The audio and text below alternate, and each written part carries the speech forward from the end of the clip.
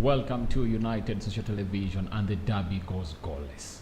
Goalless. Little did I expect it to be this way, guys. I thought it was going to be a more interesting one because both of the teams looked like they are really interested into these points. But at the end of things, I've come to know that none of the teams really wanted to see these points add to them, or taking away the 3 points. When you look at how they really played, it really showed you how really even Pep Guardiola was afraid of losing to Manchester United in 3 consecutive games into the Premier League. So it showed you really how he was afraid really to see himself losing according to the style of play. They really had the best chances into the game, and I think the best one was that against the best chance of the game was that one into the first half that left Kevin De Bruyne to pass a ball to he's called who? They bought him from Leicester City. He's called Mahrez. When Mahrez got that ball, he really came up and hit it, and it was saved by the foot of David De Gea. And guess what? It bounced back to Kevin De Bruyne, and Kevin De Bruyne really hit it over the bar. That's the only clear chance I saw into this game. The rest, United really had 4 corners. It really utilized them very well. They won them. Harry Maguire won 1. Lindelof won 2, and those were the chances that were into this game. But all in all, not attractive as I thought this encounter is going to be. So it really looks bad to me because I think City was at its lowest. If at all you managed really to go ahead and really win against City when it was at its high last season, when the team looked vibrant and attack-minded, I thought we could really go and collect these 3 points from City. However style of play would have played, I think we really had a chance against City this time round.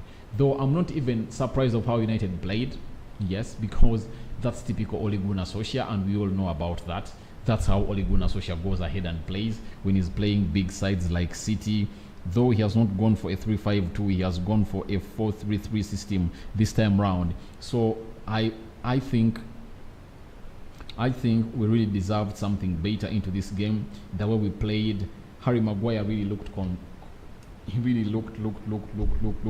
very much preserved into this game, and not very much talking points into this game according to me. But it really so much goes back to the manager, and that is Ole Gunnar Solskjaer, because I don't see him really. I don't see the reason as to why Paul Pogba really had to play all those minutes.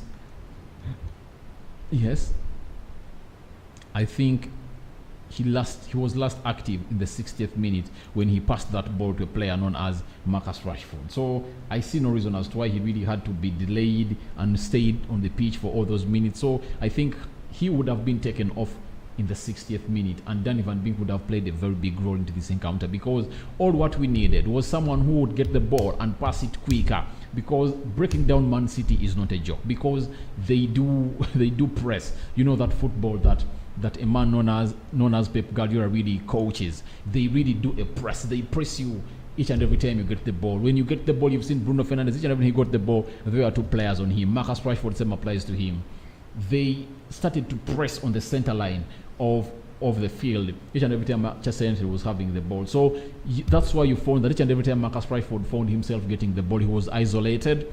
And the only time that Mason Greenwood got into their box, he was isolated, though he really would have done something better by doing an assist to Marcus Rashford, passing that ball to Marcus Rashford, and he didn't. That really called for his selfishness into this encounter. So very many things in here to talk about. And let me start with the negatives. I think Aaron Wan-Bissaka I think United really needs to get someone else. Really, we need to get a right fullback, as we did for Luke Shaw, because no sooner had Alex Telles came in for Manchester United, you saw how Luke Shaw improved on his final ball. So I don't think Aaron Wan-Bissaka can improve on his final ball if at all United doesn't get a competitor, and a serious competitor. There is Mapate. Is it Mapate? There is that right fullback of Brighton. I think if United can get him at around £35 million and bring him at Manchester United, I think you can really put up pressure to Aaron Wan-Bissaka, because in games like these ones, he really had a chance really to go into the box. Paul Pogba passed him into, and all what he did was to put up an ugly cross. An ugly cross, and it went. Imagine an ugly cross. No Manchester United player was into the box where he really crossed the ball, and you ask yourself, what was the reason for him crossing that ball? So I think one of the notables that we should really correct into this Manchester United team is to see to it that Manchester United really gets a right fullback that is going to compete with Aaron Wan-Bissaka, as you see it for a player known as Luke Shaw and Alex Telles, because ever since Alex Telles came in, the final ball of Luke Shaw improved. So I think the only way the final ball of Luke Shaw of Aaron Wan-Bissaka is going to improve is by United really getting another player who does really something better than the lad known as Luke Shaw, known as Aaron Wan-Bissaka, because we are losing out on a lot. There are games that are going to be decided by the wing backs. You get? And if at all Luke Shaw was really blocked that side, Aaron Wan-Bissaka had the spaces. And each and every time he really got to that side, he looked like he cannot utilize the space. So we need a player who can really utilize the space, such that even the likes of Bruno Fernandes and the other players don't even need to go him to call for his support, because each and every time Aaron Wan-Bissaka gets that ball, it needs either one of the midfielders to be that side, either Scott McTominay or Bruno Fernandes. Yet those players would have been in the box of the 18 yards area of the opponent, waiting for that beautiful cross to come in and to be intercepted. So that's really something that I really don't like about Aaron Wan-Bissaka, and that has really caused a debate in here. Having a player like Trent Alexander-Arnold, not good defensively, but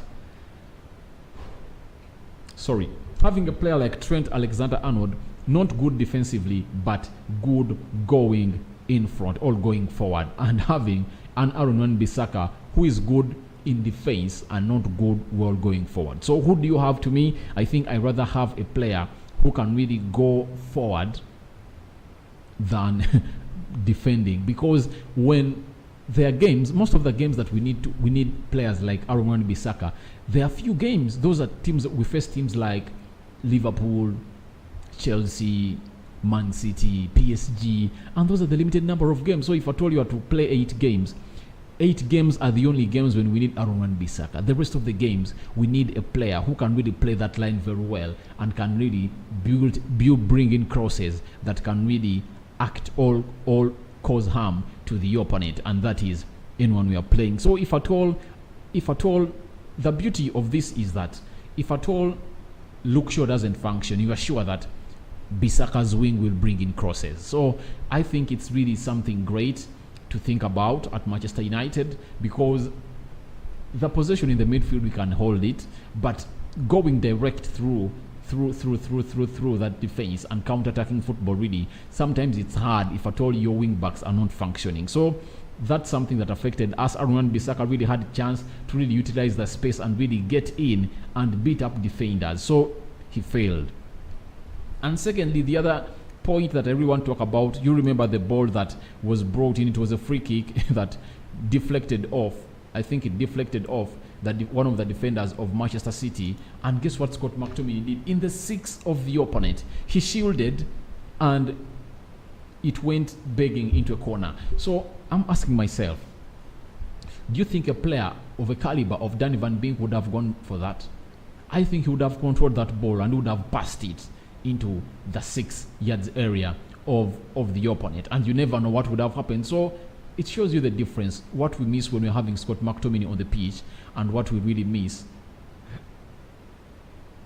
What we miss when we don't have Danny Van Beek on the pitch. So that is something that people are really talking about, but the manager likes Scott McTominay a lot. But I don't know really when he will really think that Scott McTominay really deserves to be benched and start a player known as Danny Van Beek. Yes, a conservative mind for a manager is really okay for him, but there are games that we really expect him to really go all out.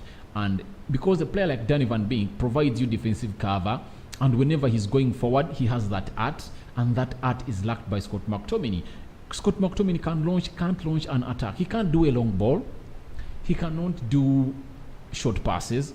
he cannot do an interplay with fellow players. So you ask yourself, what kind of midfielder is Scott McTominay? Apart from doing that donkey work and stealing the ball, what is he going to help the team again? Yet, whatever he does, Danny Van Beek can do. You all agree with me. Whatever Scott McTominay does, Danny Van Beek can come in and do that. So I think all he needs to think hard about this and rethink about it. But all I can say, it's a good point for Manchester United, though I cannot celebrate for it, because I think City was at its worst, and being at its worst, we had really to go ahead and win, because City at its best went ahead and won against it. So how come we don't win against it at its worst? Because we never showed love that really needed to put those balls. And the other point is all about Anton Martial. Anton Martial really coming in, and you saw what he adds to the team. So it shows you that we really missed him in the game of West Ham when he got injured, and the game of RB Leipzig. Yes, so he came on.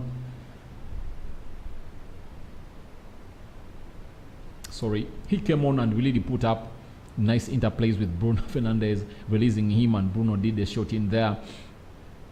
The likes of Marcus Rashford really started to play. So that's the beauty of playing with the people like Anton Martial, because he's not selfish, and he's a player that really looks up to others to see to it that they do that in full. So all in all, one of the other positives I saw into this game was that Manchester United not conceding or not being behind into the first half.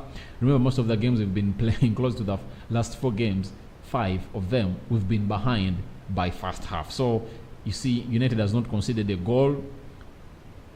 Yes, Harry Maguire playing very well, and Lindelof putting some beauty performances in here, but it's really a positive to see to it that we've not really conceded goals. And I'm just asking myself, how can we concede goals against teams like West Ham, Southampton, Everton, and not concede against Man City, yet Man City is a better side than them? That means the manager really has done a lot of time preparing for Man City than the other teams. I think he undermines them, takes them as underdogs. That's why they come us and really intimidate us, or really put us to a panic into the beginning of the first half. Remember, in the first 10-15 minutes, United has already conceded against a side known as Everton, Southampton, West Ham, PSG, RB Leipzig. First 20 minutes, a goal or 2 goals behind. So I think the manager really needs to put up certain things as he did against Man City. He should really put up his defense, though we don't agree with how he really lines it up. I don't agree with him, but all in all, that's the game for you. That's what I had for the match reaction of Manchester United against Man City in here. Thank you guys for watching in. I'm going to come back with the player ratings, and this is Rokani on United Television. Not a good day for me. I thought really we can do much better. However much we didn't win.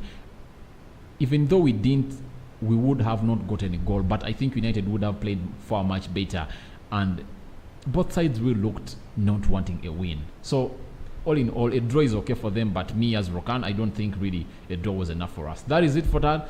That it is for now. I had for a match reaction as Manchester United takes on Man City. Thank you guys for watching in. It's Rokani in here on United Social Television. If at all you've not subscribed to our channel, endeavor to subscribe to us not to miss out on stories that we do upload in here on a daily. Thank you. I'm out for now. See you later as I do the player ratings for this match of Manchester United versus Man City. So I think the defenders are going